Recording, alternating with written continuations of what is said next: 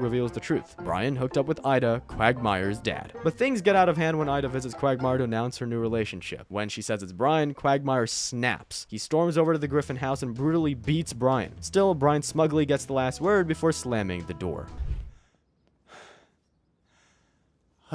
Your dad. Quagmire and Brian's beef runs far deeper than this. The two of them are constantly going at each other with a strong dislike for each other. When Brian tried to find out what he had possibly done to offend Quagmire, Quagmire launched into a full rant detailing everything he hated about Brian, from his pretentiousness to hypocrisy with women and terrible parenting and everything else in between. I think what I hate most about you is your textbook liberal agenda, how we should legalize pot, man, how big business is crushing the underclass, how homelessness is the biggest tragedy in America. Well, what have you... The list went on and on and on until Quagmire hit the nail on the head. I could forgive all of that, all of it, if you weren't such a bore. That's the worst of it, Brian. You're just a big, sad, alcoholic bore. And the interesting thing is, Quagmire wasn't wrong at all. He might have been harsh, but he wasn't lying. This is just as cruel as the time Brian let a woman and her baby drown because it meant she had a husband. Hurry! I can't hold it! Okay, let me just unstrap my baby.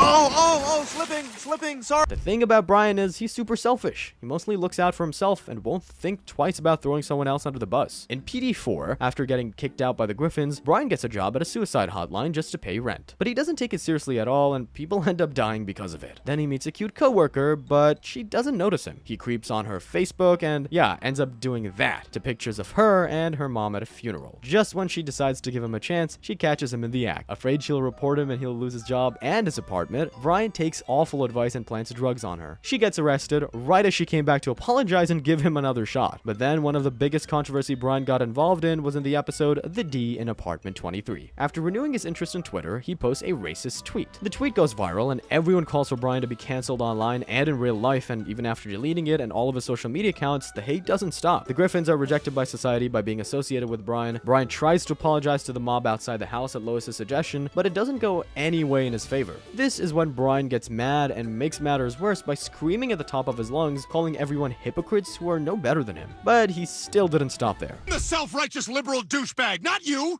I've kissed a transsexual before! How many of you can say that? Where's my medal? I am so far left, I'm spinning in circles, you Instead of killing myself, I should kill all of you! Rather than welcome Brian back with open arms, the family kicks him out, forcing him to live in a rundown apartment. That's, however, not the only time Brian was kicked out by the Griffins and even replaced with another dog. In one episode, after Peter nearly drowned, Lois complained that Brian should have saved him but couldn't because he was getting old and does nothing but smoke and drink. Peter then got upset about Brian's age, so he got another dog named New Brian. Oh, look at him sleep.